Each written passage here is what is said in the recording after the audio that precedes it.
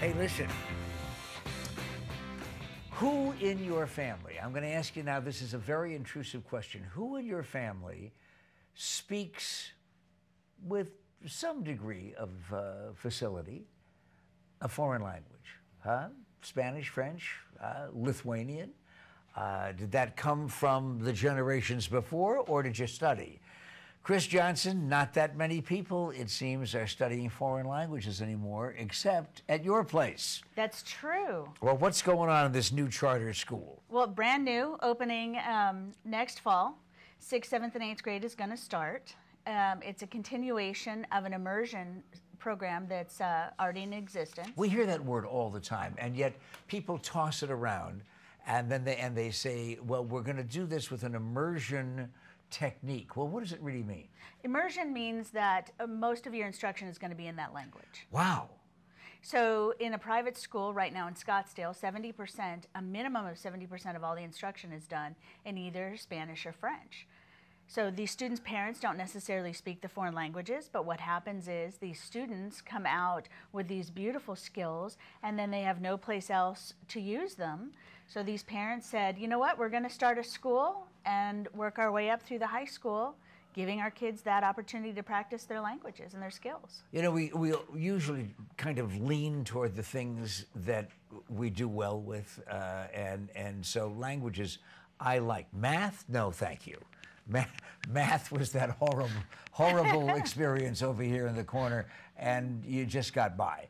But languages and that sort of thing, for whatever reason, you know, left brain, right brain, I had kind of a faculty for, and I can't understand the resistance that anybody would have to learning another language. Oh, it's a fantastic skill, and kids are so excited about it. It's a skill the same as any other that they acquire, and they're good at it, and they enjoy it. They're good at it earlier on than later in life. Absolutely. Absolutely. We do a real shame to language. There's only 2 years you're required to take at the high school level, and getting through is what's, you know, what happens if it's not canceled. So those programs are important, and what a skill it gives kids for a lifetime. Yeah, particularly now, as global as we are, as global as business is. You go to the Thunderbird School, not necessarily as a student, you just go over and visit, and there's about 100 languages being spoken there with comfort. Chris Johnson, International Charter School of Arizona. How many charter schools specialize in languages here? As of right now, none. We'll be the first. Why? Why, with all of the unique specialties that charter schools have, is this the first one? Why has it taken so long? That's a great question. For a long time in the state of Arizona, we all sought to provide excellence in education. So we focused on bringing up the level of education. I think that Arizona and the charter schools in particular can show that we've done a good job at that.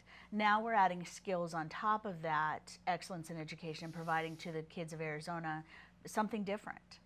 Languages, and there are some new languages being introduced all the time. Mandarin has become one of the large languages. Wow, and you know, you think, well, automatically people are going to take Spanish because of the proximity of the border. Absolutely. A friend of mine, his son decided he was going to take Mandarin in freshman year, wherever he went to high school. But he was able to do it, whatever school it was that offered that. He continued on, began studying with some of the Asian professors at Arizona State University, and is now writing pop music in Mandarin, and it's selling in China. That's fantastic. Isn't that what a great story? That's a great story. What a good skill that he has picked up just because he enjoyed it. And Mandarin also from the standpoint of business. You don't necessarily have to be a musician. From the standpoint of business, it gives you a much broader sales field. Absolutely. And I've traveled the world and seen all kinds of schools in different countries. And all of those countries provide a minimum of 2 languages for their students. Grades at your school, at your charter school, which ones are the ones that are learning Spanish and French, or will? 6th, 7th, and 8th. Each child will choose one primary language to learn, so if they choose French, but they will also be required to take the other language as an elective. So they'll work within one language to obtain mastery, but they'll always be exposed to the second language as well. I went to Catholic school, so automatically you learned Latin at the beginning, back when we used to do Latin in Mass. But that was a great route for all Romance languages. However, the question continued to come up, what am I going to do with this? How am I going to use Latin? Well, I think probably a lot of your students have families who are saying, why do they need to study French? They're not going to France. Absolutely, but if you look at the number of countries where French is a language and a primary language, it's huge, the number of countries that use both Spanish and French to conduct business. Countries in Africa, countries all through Europe. So French is not by any means a secondary language to learn at this point.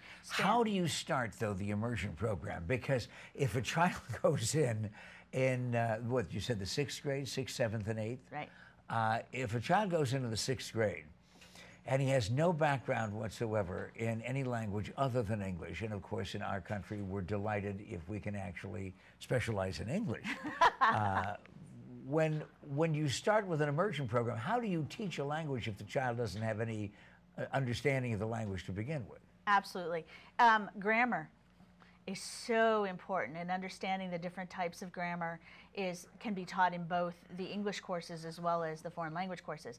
But it's going to be an introductory. We'll have 2 tracks, an advanced track for the kids who are coming in with a high level of knowledge previously, and then a beginning track.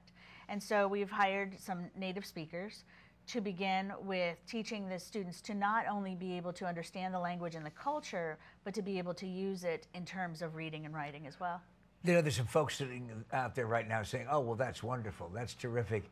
If you can afford all of this additional private instruction in these unique areas, give them the good news about charter schools. That's such a great question. We're free. We are a state-funded school. There is no cost for students to attend. They're going to have to enroll quickly, though. We only have 175 spots for the first year. Are they filling up? They're filling up. The parents have been calling. They're so excited. We're at 56th Street in Shea, so we're going to be pulling from all over the valley. You know, we're right in between 2 big freeways. And it's free, by the way. We're not talking about charity here, and we're not talking about one of those things, if it's free, well, there must be some kind of an angle. It's a public school. It just happens that charters have a different foundation and a different motivation and often a different study plan. But it's still a public school. Absolutely.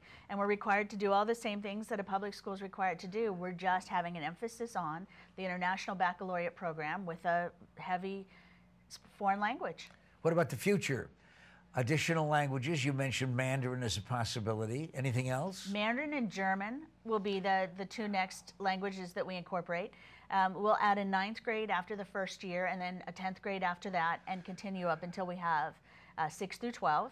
So the hope is that whatever foreign language they choose, they will be completely fluent and ready to go into whatever area they want to by the end of 12th grade. It's called the International Charter School of Arizona, right? Absolutely. 6th, 7th, and 8th grade. If you think you have a hard time understanding your children now, wouldn't it be kind of cool, though, for them to be able to come back and be speaking to you in a foreign language? Maybe that might motivate you.